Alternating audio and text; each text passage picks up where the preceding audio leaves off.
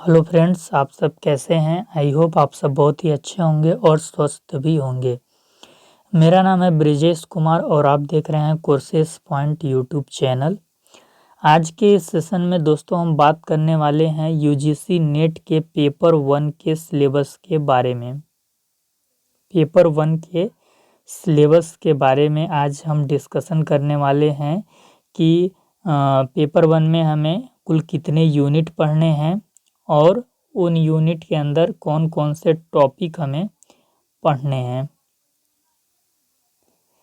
Total unit 10 आपके होते हैं पेपर 1 में और इन 10 यूनिट के अंदर कौन कौन से टॉपिक पढ़ने हैं इस पे भी हम चर्चा करेंगे। ये जो पेपर 1 होता है ये सभी अभ्यर्थियों के लिए इसका सिलेबस समान होता है, यानी कि ऐसे अभ्यर्थी जिनका जो अलग अलग सब्जेक्ट से नेट का एग्ज़ाम दे रहे हैं, जैसे कि एजुकेशन, पॉलिटिकल साइंस, सोशोलॉजी, तो उनका जो पेपर 2 है वो स्पेसिफिक होता है, यानी कि एजुकेशन, पॉलिटिकल साइंस, सोशोलॉजी जो भी आपका सब्जेक्ट है। लेकिन पेपर 1 आपका समान होता है सबके लिए। और जो पेपर 1 का आपका नाम है, पेपर 1 का आप नाम देख सकते हैं यहाँ पे। पेपर 1 का आपका नाम है जनरल पेपर, इसे बोलते हैं। किसी भी विषय से आप नेट का एग्ज़ाम दे रहे हैं तो ये पेपर आपको देना है और इसका सिलेबस सबके लिए समान है। इस पेपर का नाम है टीचिंग एंड रिसर्च एप्टीट्यूड, शिक्षण और शोध क्षमता या शिक्षण और शोध अभिवृत्ति, हिंदी में इस पेपर को बोलते हैं। ये चीज़ आपको ध्यान में रखना है। तो ये जो आपका पेपर होता है, ये पेपर आपका इसमें टोटल 50 क्वेश्चन आते हैं और 50 क्वेश्चन यहाँ से आते हैं जो 2 नंबर का एक क्वेश्चन आपका होता है। तो इस प्रकार से ये पेपर आपका 100 नंबर का होता है। ये चीज़ आपको ध्यान में रखना है। चलिए, इस पेपर की पीडीएफ जो है वो मैं आपको टेलीग्राम चैनल पे अपलोड कर दूंगा, तो आप टेलीग्राम चैनल को ज्वाइन कर लीजिएगा। और अभी तक आपने इस यूट्यूब चैनल को सब्सक्राइब नहीं किया है तो प्लीज़ सब्सक्राइब भी कर लीजिएगा। अगर आप इस चैनल को सब्सक्राइब कर लेते हैं तो दिसंबर में जो आपका यूजीसी नेट का फॉर्म आएगा उससे जुड़ी पल पल की अपडेट आपको इस चैनल के द्वारा मिलती रहेगी। तो अगर आपने अभी तक सब्सक्राइब नहीं किया है तो सब्सक्राइब कर लीजिए। और ये जो पेपर 1 है, सबसे पहले हम इस पेपर का क्या ऑब्जेक्टिव देखेंगे कि इस पेपर का उद्देश्य क्या है, तो इस पे हम बात करेंगे। इस पेपर का जो उद्देश्य है आप यहाँ पे पढ़ सकते हैं, लिखा हुआ है the main objective is to assess the teaching and research capabilities of the candidates. परीक्षार्थी की शिक्षण और शोध क्षमता का मूल्यांकन करना, यानी कि जो कैंडिडेट है उनके अंदर असेस करना कि उनके अंदर टीचिंग और रिसर्च कैपेबिलिटीज कितनी है, इसको देखना। इसके बाद आप देख सकते हैं the test aims at assessing the teaching and research aptitude as well. Candidates are expected to process and exhibit cognitive abilities which include comprehension, analysis, evaluation, understanding the structure of arguments, deductive and inductive reasoning। तो संज्ञानात्मक क्षमता की उपस्थिति व उसके प्रयोग का मूल्यांकन करना परीक्षार्थी में, कि जो अभ्यर्थी है, जो परीक्षा में बैठ रहा है विद्यार्थी, उसके अंदर कितनी कॉग्निटिव कैपेबिलिटीज है, संज्ञानात्मक क्षमता उसके अंदर मौजूद है कि नहीं है। और अगर उसके अंदर संज्ञानात्मक क्षमता है तो वो उसका उपयोग कर पाता है कि नहीं कर पाता है, इसको भी असेस करने के लिए इस पेपर को आयोजित किया जाता है। संज्ञानात्मक क्षमता का मतलब क्या होता है? संज्ञानात्मक क्षमता का मतलब होता है कॉम्प्रिहेंशन, यानी विस्तृत बोध। आपको दूरदृष्टि आपके अंदर है कि नहीं है, एनालिसिस विश्लेषण, इवैल्यूएशन मूल्यांकन आप कर पाते हैं कि नहीं, और स्ट्रक्चर ऑफ आर्गूमेंट्स तर्क संरचना की समझ, आप लॉजिक कर पाते हैं कि नहीं, आप कोई आर्गूमेंट्स प्रेजेंट कर पाते हैं कि नहीं किसी संदर्भ में। तो इन चीज़ों से रिलेटेड होता है कॉग्निटिव कैपेबिलिटीज। और इसी के अंतर्गत आपका आ जाएगा निगमनात्मक तथा आगमनात्मक चिंतन, डिडक्टिव एंड इनडिडक्टिव रीजनिंग। तो ये जो निगमनात्मक चिंतन होता है, आगमनात्मक चिंतन होता है, ये परीक्षार्थी कर पाता है कि नहीं कर पाता है, इसको भी चेक करने के लिए होता है। आगे क्या है हम देखते हैं।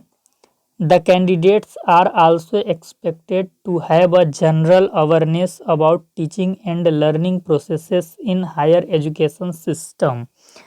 परीक्षार्थियों में उच्च शिक्षा में शिक्षण और अधिगम का सामान्य ज्ञान है कि नहीं।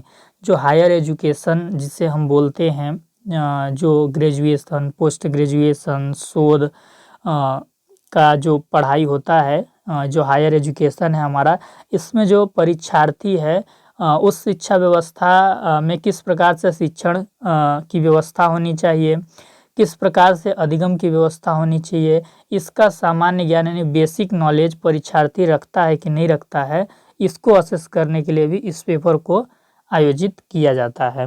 इसके बाद क्या है, further they should be aware of interaction between people, environment, natural resources and their impact on the quality of life। ये इसके बाद क्या है, ये चीज़ है कि जो परीक्षार्थी है वो लोगों के बीच में इंटरेक्शन कर पाता है कि नहीं कर पाता है, उसका इंटरेक्शन कैसा है, पर्यावरण के को लेकर वो क्या सोचता है, और जो हमारे प्राकृतिक संसाधन हैं, नेचुरल रिसोर्सेस हैं, उनको लेकर उसकी क्या पॉइंट ऑफ व्यू है, understanding of impact on qualitative life, कि अच्छा जीवन जीने का प्रभाव समाज पे और खुद पे कैसे पड़ता है, इस चीज़ की कितनी समझ है परीक्षार्थी को, इसको भी असेस करने के लिए इस पेपर को आयोजित किया जाता है। तो ये चीज़ हमें देखना था। इसके बाद एक ऑब्जेक्टिव इस पेपर का और है जो आप नोट कर सकते हैं। वो क्या है कि सूचना के स्रोतों की सामान्य जानकारी और ज्ञान का होना, कि जैसे कोई भी टॉपिक है या कोई भी इशू है, उससे संबंधित आप सूचना कैसे एकत्रित कर पाते हैं, इसका नॉलेज आपको होना चाहिए। यानी कोई भी इशू को एक्सप्लोर आप कैसे कर पाते हैं, उसके बारे में सूचना एकत्रित कैसे किया जा सकता है, सूचना एकत्रित करने के स्रोत कौन कौन से हैं, इसका ज्ञान भी होना चाहिए। यानी कि आपको शोध करने का ज्ञान होना चाहिए, ये चीज़ है, क्योंकि पेपर का नाम ही है टीचिंग एंड रिसर्च एप्टीट्यूड। तो आई होप इसका ऑब्जेक्टिव आपको समझ में आ गया होगा। इसके बाद आपका हम यूनिट 1 से स्टार्ट करते हैं कि यूनिट 1 से हमें क्या चीज़ें इसमें पढ़नी है। तो पहला आपका जो यूनिट है, इसमें टीचिंग एप्टीट्यूड के बारे में हमें पढ़ना है। टीचिंग एप्टीट्यूड को हम हिंदी में क्या बोलते हैं, शिक्षण अभिवृत्ति, शिक्षण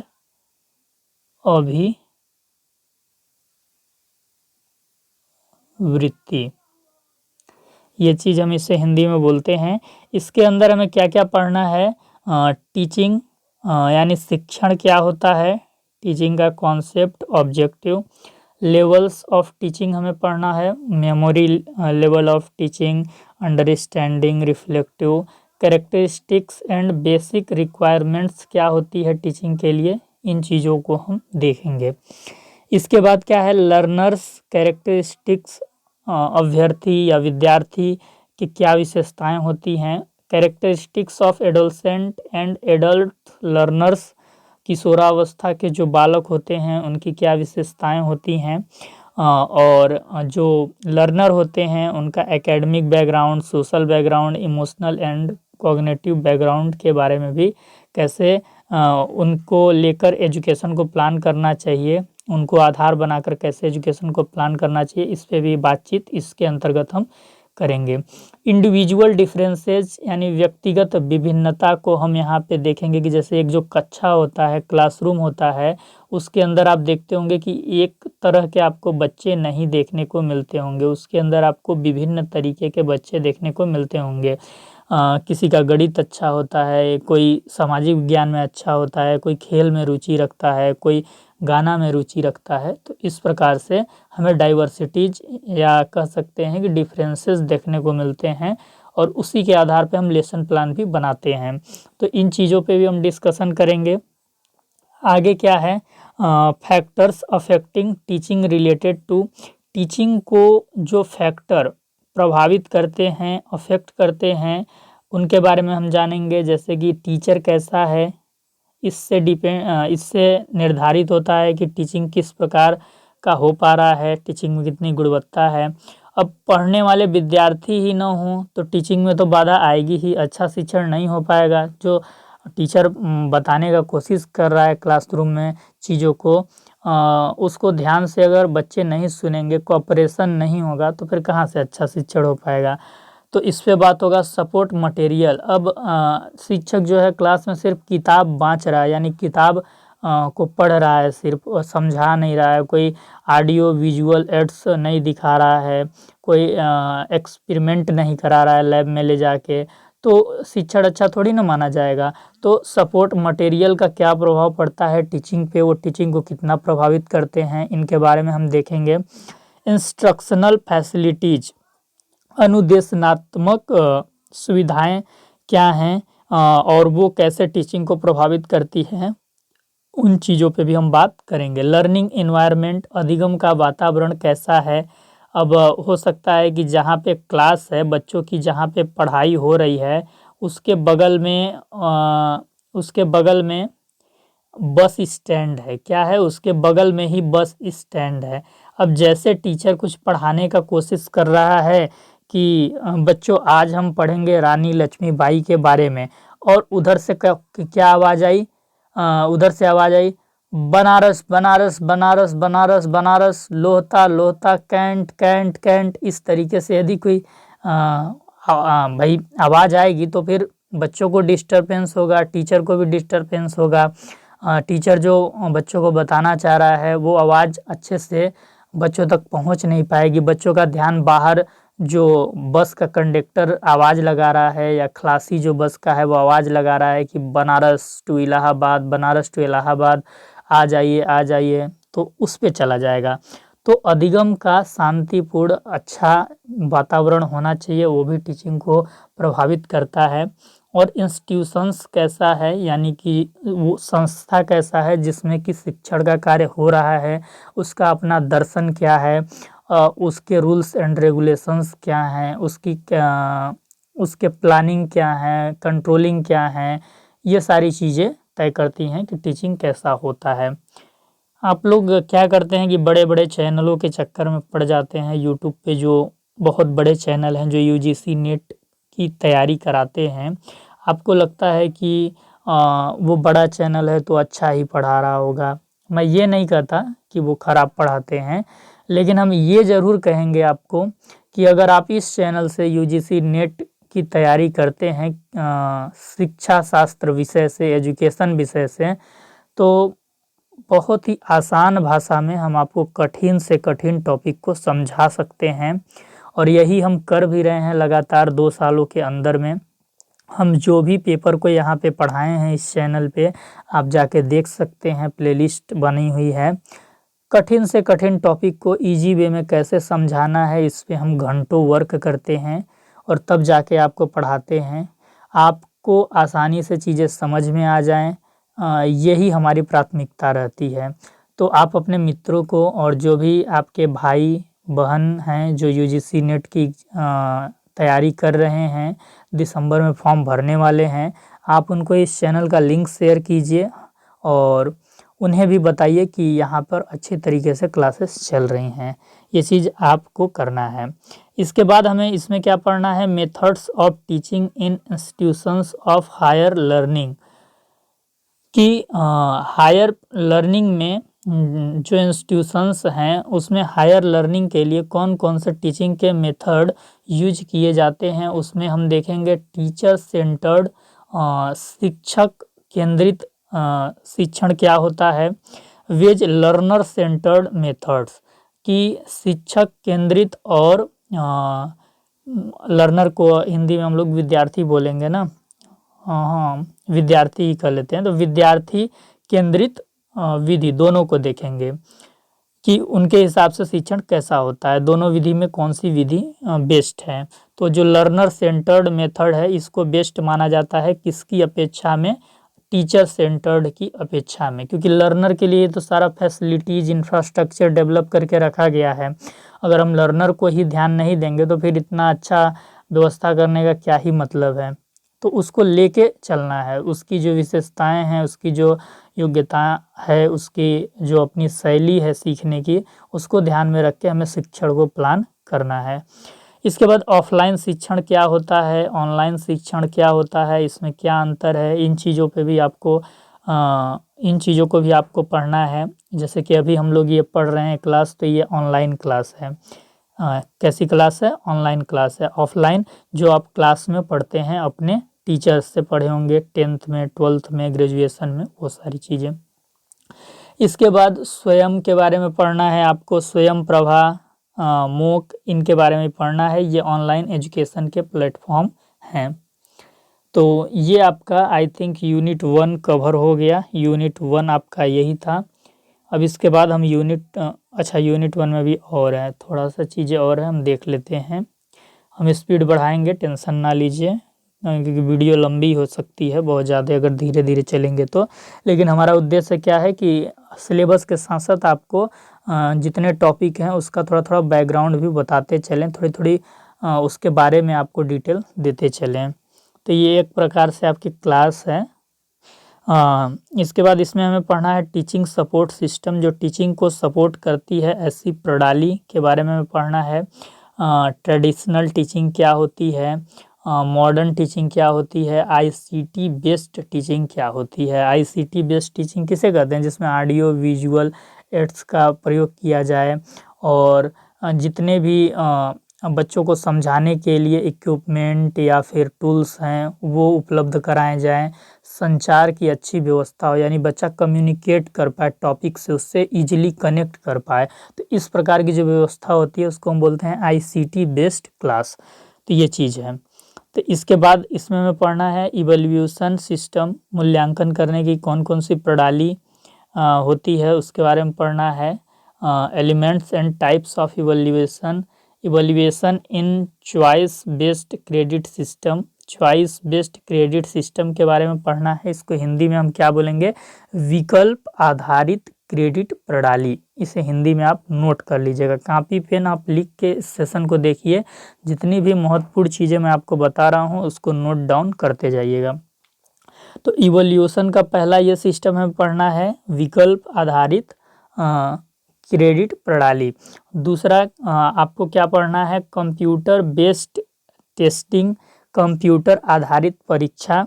फिर इनोवेशंस इन इवोल्यूशन सिस्टम्स, मूल्यांकन पद्धतियों में नवाचार क्या हो रहा है उनको भी हम देखेंगे। यूनिट 1 आपका कंप्लीट हो गया। अब हम बात करते हैं यूनिट 2 के ऊपर। यूनिट 2 आपका क्या है, रिसर्च एप्टीट्यूड के बारे में है। इसे हिंदी में हम बोलेंगे शोध क्षमता या शोध अभिवृत्ति। यूजीसी, जो यूजीसी का ऑफिशियल पीडीएफ आप देखेंगे तो रिसर्च एप्टीट्यूड के लिए हिंदी टर्म यूज किया गया है उसमें शोध अभिवृत्ति। तो हम भी बोलेंगे इसको क्या, शोध अभिवृत्ति। कि शोध कैसे करते हैं, इसकी समझ हम में है या नहीं है, इसकी बातें करता है। इसके अंदर हमें क्या पढ़ना है, सबसे पहले रिसर्च का मीनिंग, टाइप्स, कैरेक्टरिस्टिक्स पढ़ना है। इसके बाद positivism and post positivistic approach to research, इसका हिंदी क्या हो जाएगा कि प्रत्यक्षवाद एवं उत्तर प्रत्यक्षवाद शोध के उपागम, इनके बारे में हमें पढ़ना है। आगे क्या है, मेथड्स ऑफ रिसर्च, शोध की विधियां कौन कौन सी हैं। एक्सपेरिमेंटल विधि के बारे में हम देखेंगे, डिस्क्रिप्टिव विधि के बारे में देखेंगे, हिस्टोरिकल, क्वालिटेटिव एंड क्वांटिटेटिव विधि के बारे में हम देखेंगे कि इन विधियों से हम किसी शोध को कैसे अंजाम दे सकते हैं या शोध को पूरा कर सकते हैं, शोध कार्य को। स्टेप्स ऑफ रिसर्च, शोध के चरण क्या होते हैं। किसी भी टॉपिक पे हमें शोध करना है तो सबसे पहले हम क्या करते हैं, समस्या का चयन करते हैं, फिर इसके बाद समस्या को परिभाषित करते हैं, फिर हाइपोथेसिस बनाते हैं, फिर एक डिजाइन प्रिपरेशन भी हम बना लेते हैं, फिर उसको हम अप्लाई करते हैं, अप्लाई करने के बाद इवोल्यूशन करते हैं, फिर उसको डेटा रिपोर्ट भी बनाते हैं। तो ये स्टेप्स ऑफ रिसर्च होते हैं।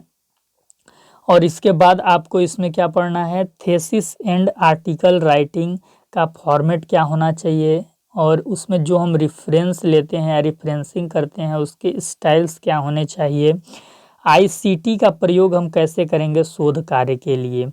आप देखते हैं जैसे कि अगर हम आपको बोल दें कि राहुल गांधी पे रिसर्च कीजिए कि वो कैसे व्यक्ति हैं। रिसर्च इसीलिए किया जाता है कि उस चीज़ की उपलब्धि या उसके बारे में एक बैकग्राउंड तैयार किया जा सके, उसके बारे में एक पृष्ठभूमि तैयार किया जा सके। तो अगर हम आपको बोल दें कि राहुल गांधी जी पे आप रिसर्च कीजिए, तो आप सबसे पहले क्या करेंगे, आईसीटी का ही प्रयोग करेंगे। इंटरनेट पे जाएंगे, तमाम प्रकार के उनके इंटरव्यू देखेंगे, उनके जो भी वीडियो क्लिप्स हैं, उनके जो स्पीचेस हैं, वो सारी चीज़ें आप देखेंगे और देन आप एक डेटा रिपोर्ट बना पाएंगे कि राहुल गांधी जी कैसे व्यक्ति थे, उनकी क्या अचीवमेंट्स थे, ये सारी चीज़ें। रिसर्च इथिक्स के बारे में पढ़ना है कि किसी शोध कार्य को हम कर रहे हैं तो हमारी नीतियाँ क्या होनी चाहिए, नैतिकता क्या होनी चाहिए शोध कार्य को लेके, कि किसी भी शोध कार्य को करते समय हमें व्यक्तिगत नहीं होना चाहिए, कि जो हम व्यक्तिगत जो हमारी अपनी विचारधारा है, जो हमारी व्यक्तिगत इच्छाएं हैं, उसको उस पे नहीं थोपना चाहिए। निष्पक्ष होकर हमें शोध कार्य को करना चाहिए। हम फील्ड में जा रहे हैं, जो चीज़ें हमें मिल रही हैं, जो उसका वेरिफिकेशन कर रहे हैं, देन अपने जो शोध कार्य हम कर रहे हैं उसमें उस डेटा को इंक्लूड करना चाहिए। तो ये ये चीज़ें जो मैंने आपको बताई, ये रिसर्च एथिक्स इस चीज़ को बताता है। तो इन सारे महत्वपूर्ण चीज़ों को आप नोट डाउन ज़रूर कीजिएगा, अदरवाइज आपका बहुत कम नंबर आएगा पेपर 1 में। इसके लिए फिर आप ही जिम्मेदार होंगे भैया। देखिए यूनिट 3 क्या है, कॉम्प्रीहेंशन। कॉम्प्रीहेंशन का मतलब एक पैसेज दिया जाएगा, पैसेज से कुछ क्वेश्चंस होंगे और उन क्वेश्चंस के आपको आंसर करने होंगे, ये चीज़ है जी। ठीक, इस यूनिट से भी 5 क्वेश्चन होगा, एक पैसेज उससे 5 क्वेश्चन। चलिए यूनिट 4 क्या है, कम्युनिकेशन के बारे में पढ़ना है। कम्युनिकेशन को हम हिंदी में क्या बोलते हैं, संप्रेषण बोलते हैं। आपने पढ़ा भी होगा, क्या बोलते हैं कम्युनिकेशन को हिंदी में, संप्रेषण। संप्रेषण क्या होता है, दो व्यक्तियों के बीच में जो विचारों का आदान प्रदान होता है, बातों का जो हस्तांतरण होता है, उसको हम क्या बोलते हैं, संप्रेषण बोलते हैं। और कैसी बातों का, अर्थपूर्ण बातों का। सामने वाला व्यक्ति कुछ कह रहा है और जो सुन रहा है अगर उसकी बातों को समझ नहीं पाया तो यह संप्रेषण नहीं कहला पाएगा।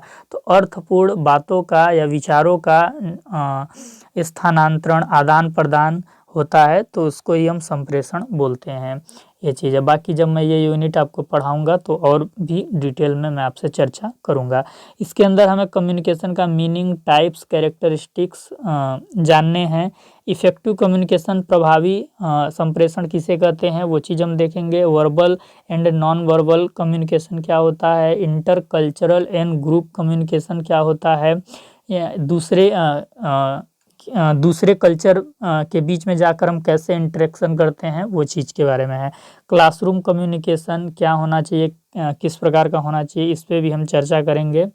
और इसके बाद है बैरियर्स टू इफेक्टिव कम्युनिकेशन, प्रभावी संप्रेषण में किस किस प्रकार की बाधाएं आती हैं, बैरियर्स आते हैं, उन चीज़ों पे भी हम बात करेंगे। मास मीडिया यानी जन संचार और समाज दोनों आपस में मिलकर किस प्रकार से कार्य करते हैं, दोनों की एक दूसरे के लिए क्या भूमिका होती है, उन चीज़ों पे भी हम डिस्कशन करेंगे। यूनिट 4 है मैथमेटिकल रीजनिंग एंड एप्टीट्यूड। तो यूनिट जो 5 है, unit 5 mathematical reasoning and aptitude, जिसे कि हम हिंदी में क्या बोलेंगे, हिंदी में आप लिख सकते हैं गणितीय तर्क और गणितीय तर्क और अभिवृत्ति। इतने ही अच्छे तरीके से मैंने शिक्षा शास्त्र एजुकेशन पेपर 2 का सिलेबस भी आपके बीच में एक्सप्लेन किया हुआ है। प्लेलिस्ट में वीडियो आपको मिल जाएगी, तो उसे आप देख सकते हैं अगर आपको एजुकेशन सब्जेक्ट से नेट का एग्ज़ाम देना है दिसंबर में तो। ठीक, मैथमेटिकल रीजनिंग एंड एप्टीट्यूड को हम हिंदी में क्या बोलेंगे? हिंदी में बोलेंगे गणितीय तर्क और अभिवृत्ति। और इसके अंदर हमें जो पढ़ना है, सबसे पहले हमें पढ़ना है टाइप्स ऑफ रीजनिंग, और जिसे कि हम हिंदी में क्या बोलेंगे? तर्क के प्रकार। ठीक, इसके बाद है नंबर सीरीज के बारे में हमें पढ़ना है, संख्या श्रेणी, लेटर सीरीज के बारे में पढ़ना है जिसे हम बोलेंगे अक्षर श्रृंखला, कोट्स को हम बोलेंगे कूट, और रिलेशनशिप यानी संबंध, कूट और संबंध के बारे में पढ़ना है। इसके बाद हमें पढ़ना है मैथमेटिकल एप्टीट्यूड, गणितीय अभिवृत्ति के बारे में। उसमें हमें पढ़ना है फ्रैक्शन, जिसे कि हम भिन्न कहते हैं हिंदी में, टाइम एंड डिस्टेंस, समय और दूरी, रेशियो, प्रोपोर्शन, अनुपात समानुपात, एंड परसेंटेज, प्रतिशतता, प्रॉफिट एंड लॉस, लाभ हानि पढ़ना है, इंटरेस्ट एंड डिस्काउंटिंग, ब्याज और छूट, और औसत कैसे निकालते हैं, एवरेज निकालने के बारे में भी हम पढ़ेंगे। तभी हम डेटा को क्या कर पाते हैं? कंट्रोल कर पाते हैं इन्हीं सब चीज़ों के द्वारा। इसके बाद जो यूनिट 6 है, यूनिट 6 आपका है लोकल रीजनिंग, लॉजिकल रीजनिंग पढ़ना है हमें। लॉजिकल रीजनिंग, इसको हिंदी में क्या बोलते हैं? इसको हिंदी में बोलते हैं युक्ति युक्त तर्क।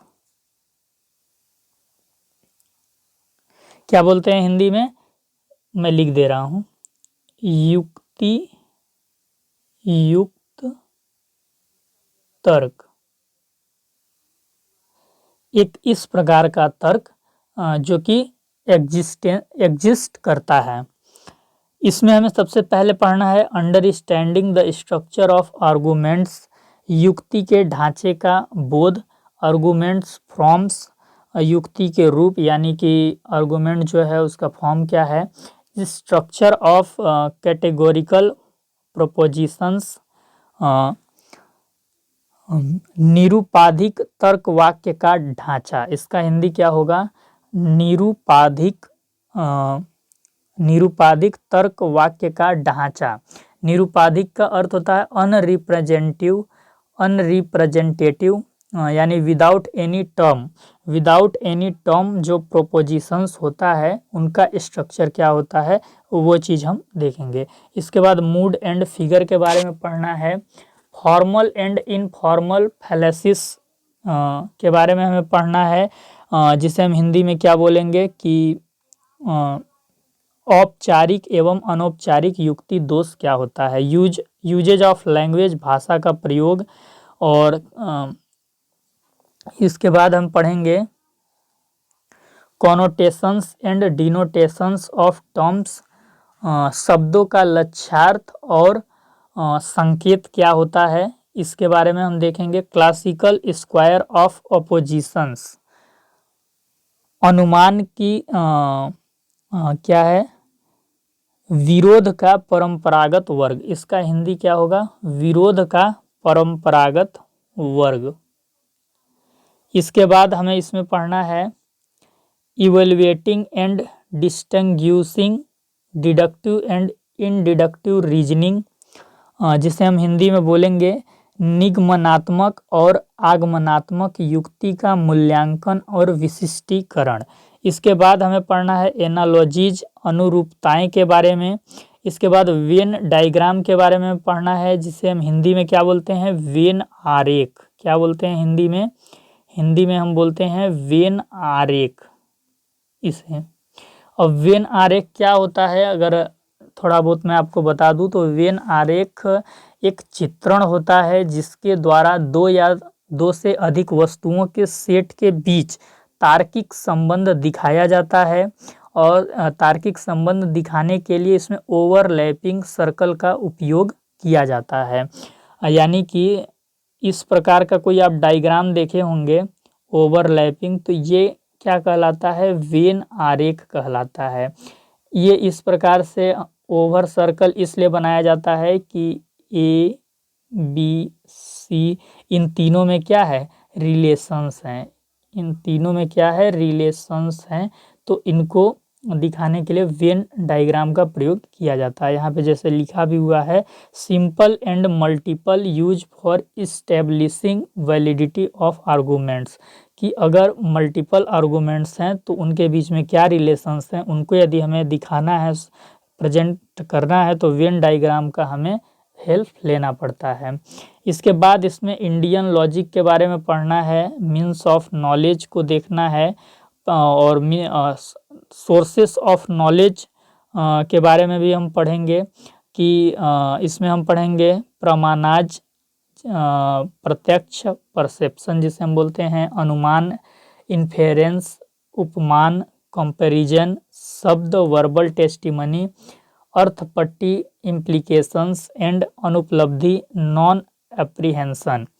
तो ये सोर्सेस ऑफ नॉलेज यानी ज्ञान के स्रोत के बारे में पढ़ेंगे कि प्रत्यक्ष के द्वारा हम ज्ञान प्राप्त कर पाते हैं, अनुमान लगा के भी हमें कुछ ज्ञान हो जाता है, दो चीज़ों के बीच में हम तुलना करके भी ज्ञान प्राप्त करते हैं, शब्दों के माध्यम से भी हम ज्ञान प्राप्त करते हैं। जैसे कि अभी मैं बोल रहा हूँ तो आप सुन के कुछ न कुछ नॉलेज गेन कर रहे हैं, तो क्या होगा, शब्द का माध्यम है ज्ञान प्राप्त करने के लिए। इम्प्लीकेशंस, एक्सपेरिमेंट करके भी कुछ हम ज्ञान प्राप्त करते हैं। तो ये ज्ञान प्राप्त करने के तरीके हैं, या ज्ञान किस माध्यम से हमें मिल रहा है, उन चीज़ों के बारे में ये चीज़ बात कर रही है। इसके बाद है स्ट्रक्चर एंड काइंड्स ऑफ अनुमान, व्याप्ति, और व्याप्ति के बाद आपका क्या है, हेत्वाभास। हेत्वाभास किसे कहते हैं, फैलेसिस ऑफ इन्फेरेंस, यानी हेत्वाभास एक भ्रम शब्द के लिए यूज किया जाता है। और जो व्याप्ति है, व्याप्ति किसे कहते हैं, अपरिवर्तनीय संबंध, दो चीज़ों के बीच में एक ऐसा संबंध जो परिवर्तित हो ही नहीं सकता है, उन दोनों का संबंध क्या है, अटल है, तो उस प्रकार से है, तो उसको क्या बोलते हैं, व्याप्ति। तो ये चीज़ है। फिर इसके बाद यूनिट आपका 7 आ जाता है। यूनिट 7 में पढ़ना है डेटा इंटरप्रिटेशन के बारे में। इसका हिंदी हो जाएगा आपका आंकड़ों की व्याख्या। क्या हो जाएगा, आंकड़ों की व्याख्या। और मैं क्या बोलता हूँ, आंकड़ों के साथ खेलना या उनकी बात करना, डेटा इंटरप्रिटेशन। इसमें पढ़ना है सोर्सेस के बारे में, डेटा कलेक्ट कैसे करेंगे, acquisitions and classifications of data, तो डेटा प्राप्त कैसे करेंगे, उनका वर्गीकरण कैसे करेंगे, इन चीज़ों के बारे में हमें पढ़ना होगा। आंकड़ों का स्रोत क्या है, उनकी प्राप्ति कैसे होती है, और वर्गीकरण उनका कैसे करेंगे। क्वांटिटेटिव एंड क्वालिटेटिव डेटा के बारे में हम पढ़ेंगे। ग्राफिकल रिप्रेजेंटेशन, चित्रवत वर्णन, डेटा को कैसे बार चार्ट के द्वारा हम प्रदर्शित करते हैं, हिस्टोग्राम्स के द्वारा कैसे प्रदर्शित करते हैं, pie chart, table chart, line chart, और मैपिंग ऑफ डेटा। तो इन सारी चीज़ों के बारे में हम पढ़ेंगे। फिर इसके बाद डेटा इंटरप्रिटेशन को हम पढ़ेंगे।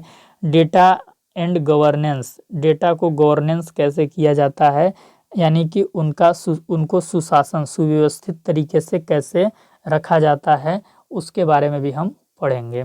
इसके बाद हमारा आ जाता है यूनिट 8। यूनिट 8 में है आपका information and communication technology, ICT के बारे में पढ़ना है। इसको हम हिंदी में क्या बोलेंगे, इंफॉर्मेशन एंड कम्युनिकेशन टेक्नोलॉजी को इसे हम हिंदी में बोलेंगे सूचना और संचार प्रौद्योगिकी। क्या बोलेंगे, सूचना और संचार प्रौद्योगिकी,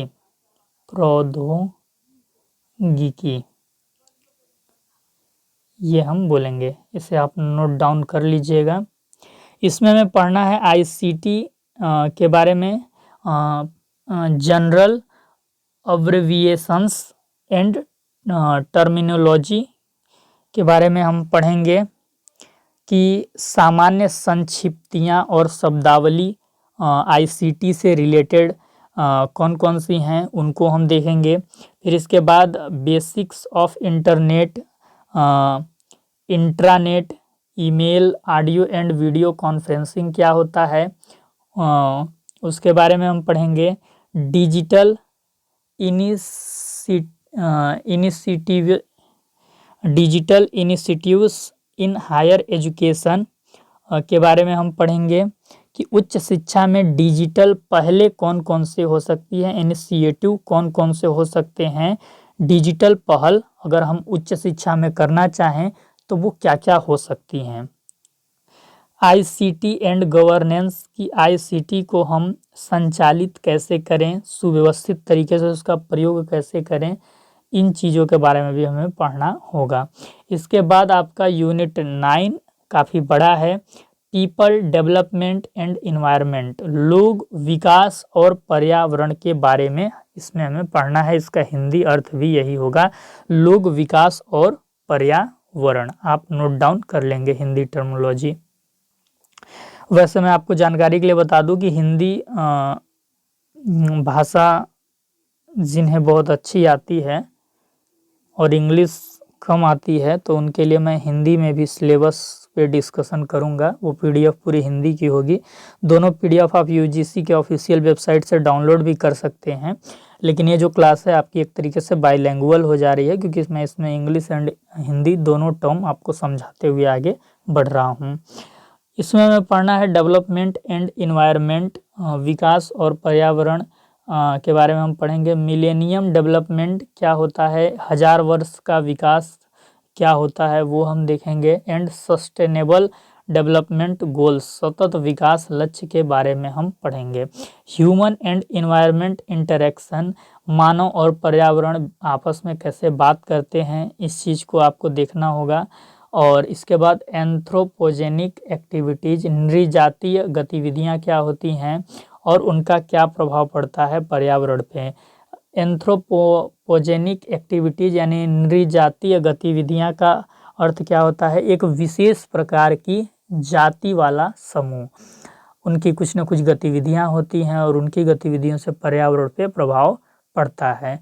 तो ये चीज़ है, ठीक। विशेष प्रकार की जाति की समूह आप किसी को ले सकते हैं भाई, जनजाति समूह हो गई और यादव समूह हो गया, ब्राह्मण समूह हो गया, किसी को भी ले सकते हैं। अब कौन किस प्रकार की गतिविधियां करता है और किसके गतिविधि से पर्यावरण को ज़्यादा हानि पहुंचती है। जैसे जनजाति समुदाय जो होता है, आदिवासी जिसे आप कहते हैं, वो जंगलों की रक्षा करते हैं, जंगलों को बहुत कम हानि पहुंचाते हैं और उन्हीं से जंगलों की रक्षा भी होती है। लेकिन बाकी जो आज वेल मेंटेन लोग जिसे बोला जाता है, जिसे उच्च वर्ग के लोगों के रूप में देखा जाता है, वो पर्यावरण की सुरक्षा को लेके या पर्यावरण के विकास को लेके बहुत कम काम करते हैं। 2-4 फोटो 5 जून को खिंचवा लेंगे, बाकी उनका पर्यावरण से कोई लेना देना होता नहीं है, वो सिर्फ और सिर्फ हानि पहुंचाते हैं पर्यावरण को। तो इसी की बात इसके अंतर्गत हम करेंगे, बाकी हम टॉपिक पे जब इंटर करेंगे तो डिटेल में हम चर्चा करेंगे। इसके बाद हमें पढ़ना है इन्वायरमेंटल इश्यूज के बारे में। अब इन्वायरमेंटल इश्यूज आप जानते ही हैं कि स्थानीय भी हो सकते हैं, लोकल रीजनल भी हो सकते हैं, क्षेत्रीय जिसे हम बोलेंगे, और ग्लोबल भी हो सकते हैं, वैश्विक स्तर पे भी पर्यावरण के मुद्दे हो सकते हैं। तो उसमें कौन कौन से मुद्दे आते हैं, जैसे अगर हम वैश्विक मुद्दे आपसे हम पूछे तो आप वही बोलेंगे कि सर ग्लोबल वार्मिंग हो गया, और क्या बोलते हैं कि ओजोन परत जो क्षरण हो रहा है ये हो गया, खाद्य संकट भी आप ले सकते हैं। तो ये सारी चीज़ें होती हैं। एयर पोल्यूशन के बारे में पढ़ेंगे, वाटर पोल्यूशन के बारे में पढ़ेंगे, सॉयल पोल्यूशन के बारे में पढ़ेंगे, नॉइज पोल्यूशन ध्वनि प्रदूषण, मिट्टी पर मृदा प्रदूषण, वाटर पोल्यूशन यानी जल प्रदूषण, वेस्ट के बारे में पढ़ेंगे या वेस्टेज के बारे में पढ़ेंगे। और वेस्ट सॉलिड के रूप में भी हो सकता है, ठोस लिक्विड द्रव के रूप में भी हो सकता है, बायोमेडिकल के रूप में भी हो सकता है, हजार्डस के रूप में भी हो सकता है। कोई कोई वेस्ट ऐसे होते हैं जो हजार्डस होते हैं, बहुत ही खतरनाक होते हैं, जोखिम से भरे हुए होते हैं, उनका निपटारा करना बहुत ज़रूरी होता है, नहीं तो उनसे बहुत ही खतरनाक बीमारियां फैल जाती हैं। देखे होंगे आप बहुत सारा कचरा जब एक जगह पे जमा हो जाता है, इतना महकने लगता है, उससे विषैली गैस निकलने लगती है। तो इस प्रकार का जो अपशिष्ट होता है काफ़ी खतरनाक होता है। इलेक्ट्रॉनिक अपशिष्ट भी होते हैं, तो ये चीज़ हम देखेंगे। क्लाइमेट चेंज, जलवायु परिवर्तन क्या होता है, और सोशियो इकोनॉमिक एंड पॉलिटिकल, इसके आयाम क्या होते हैं, डायमेंशंस क्या होते हैं, इन चीज़ों के बारे में भी हम देखेंगे। Impacts of pollutants and human health के बारे में हम पढ़ेंगे। नेचुरल एंड एनर्जी रिसोर्सेस के बारे में पढ़ेंगे। प्राकृतिक और ऊर्जा संसाधन, सोलर एनर्जी क्या होती है, वाइंड एनर्जी क्या होती है, solar energy, hydro, geothermal, biomass, nuclear and forests, इन सभी के बारे में पढ़ेंगे हम कि ये कैसे एनर्जी को जनरेट करते हैं, और इनसे किस प्रकार से इनके द्वारा किस प्रकार से एनर्जी को प्रोड्यूस किया जाता है, ये चीज़ें हैं। इसके बाद इसमें हम नेचुरल हजार्ड्स के बारे में पढ़ेंगे एंड डिजास्टर के बारे में भी पढ़ेंगे कि जो प्राकृतिक जोखिम और आपदाएं होती हैं वो किस प्रकार से होती हैं, और इनके लिए कौन कौन सी स्ट्रेटजीज होनी चाहिए, मिटिगेशन स्ट्रेटजीज, इसके बारे में भी हम बात करेंगे। इसके बाद इन्वायरमेंटल प्रोटेक्शन एक्ट एक आया था 1986 में, उसके बारे में भी हमें चर्चा करना है। और national action plan on climate change के बारे में पढ़ना है। इंटरनेशनल एग्रीमेंट्स एंड इफोर्ट्स जो हैं उनको भी देखना है। मॉन्ट्रियल प्रोटोकॉल के बारे में पढ़ना है। रियो समिट के बारे में पढ़ना है। कन्वेंशन ऑन बायोडाइवर्सिटी के बारे में पढ़ना है। क्योटो प्रोटोकॉल है, क्योटो का क्या प्रोटोकॉल है वो चीज़ हम देखेंगे। और इसके बाद पेरिस का एग्रीमेंट क्या हुआ था वो हम देखेंगे। इंटरनेशनल सोलर अलायंस किसे कहते हैं, अंतर्राष्ट्रीय सौर गठबंधन किसे कहते हैं, इस चीज़ को भी हम देखेंगे। पेपर 1 का लास्ट यूनिट जो 10 है जिसका नाम है हायर एजुकेशन सिस्टम, जैसे कि हम हिंदी में क्या बोलेंगे, उच्च शिक्षा प्रणाली। क्या बोलेंगे, उच्च शिक्षा प्रणाली। किसी भी हालत में देखिए पढ़ाई करनी है, मन लगा के पढ़ाई आप लोगों को करनी है, ये चीज़ ध्यान रखिएगा। कितने भी डिस्ट्रैक्शंस आएंगे, कितने भी जीवन में भूचाल मचा होगा, जीवन में अफरा तफरी मची होगी, उन सभी चीज़ों को भूल के, उन सभी चीज़ों से लड़ाई करके आपको टेबल कुर्सी लगा के किताब निकाल के नोट्स बनाने हैं, ध्यान से पढ़ना है। आपको बिल्कुल कंसंट्रेट करना है पढ़ाई पे, क्योंकि आपके पास इसके अलावा कुछ ऑप्शन नहीं है। अगर आप ईमानदारी से पढ़ाई नहीं कर पाएंगे ऑनेस्टली, तो फिर आपका जो भविष्य है वो अच्छा नहीं बन पाएगा। तो मित्रों, आप पढ़ाई मन लगा के कीजिए।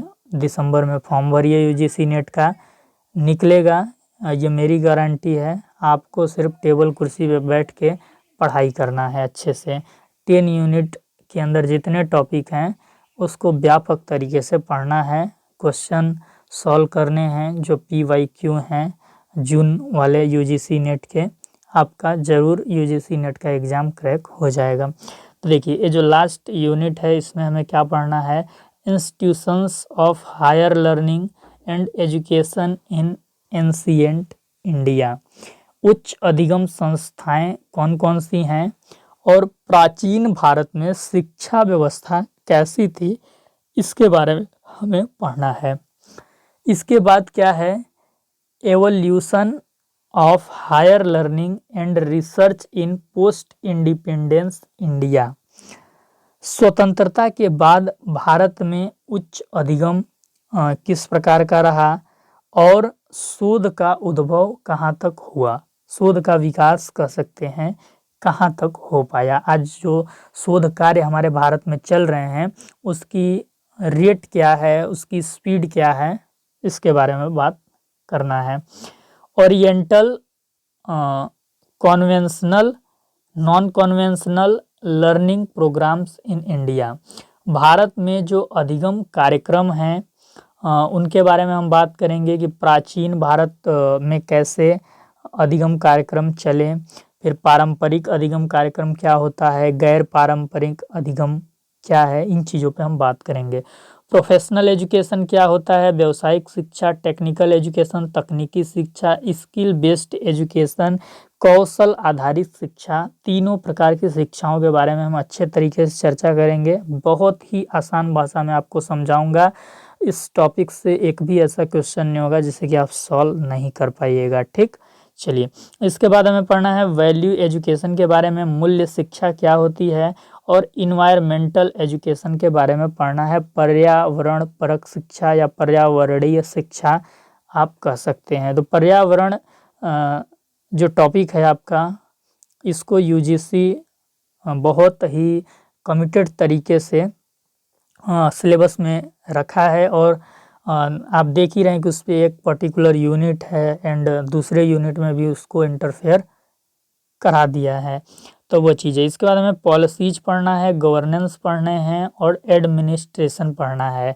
ये किसकी पॉलिसीज हमें पढ़नी है, हायर एजुकेशन सिस्टम की, उच्च शिक्षा प्रणाली से संबंधित कैसे नीतियां बनाई जाती हैं, क्या नीतियां अभी तक बनी हैं, उनका सुशासन कैसे किया गया है, यानी उसको आयोजित कैसे किया गया है, एडमिनिस्ट्रेशन के लिए क्या खाका है, तो वो चीज़ें हम देखेंगे।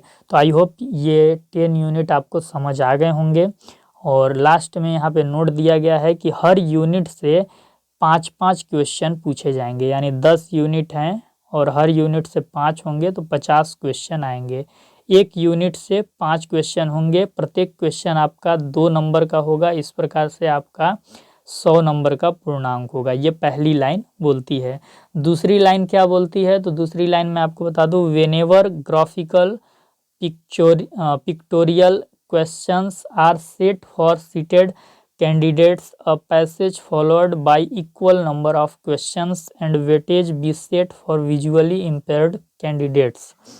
यानी कि यदि दृष्टिवान परीक्षार्थी के लिए ग्राफ या चित्र वाले प्रश्न तैयार किए जाते हैं एनटीए के तरफ से, तो जो दृष्टि बाधित परीक्षार्थी हैं जिन्हें दिखता नहीं है, उनको उतने नंबर का वेटेज देना होगा, उतने क्वेश्चंस का। तो ये चीज़ उसकी व्यवस्था मतलब एनटीए करके रखे, और यूजीसी भी इसमें अपना चिंतन करे। ये यूजीसी के तरफ से निर्देश हैं। चलिए, तो आज हमने 10 यूनिट के बारे में बात कर लिया। आई होप आपको ये 10 यूनिट समझ आ गए होंगे। सेशन कैसा लगा आप कमेंट सेक्शन में ज़रूर कमेंट करके बताइएगा। अगर चैनल पे नए होंगे चैनल को सब्सक्राइब कर लीजिएगा। ये पीडीएफ मैं आपको टेलीग्राम चैनल पे डालूंगा, तो टेलीग्राम चैनल को ज़रूर ज्वाइन कीजिएगा। साथ ही साथ आप हमारे व्हाट्सएप चैनल को भी ज्वाइन कर लीजिएगा। व्हाट्सएप चैनल का भी लिंक आपको वीडियो के डिस्क्रिप्शन में मिल जाएगा। टेलीग्राम चैनल का भी और व्हाट्सएप चैनल का भी ज़रूर बताइएगा सेशन कैसा लगा।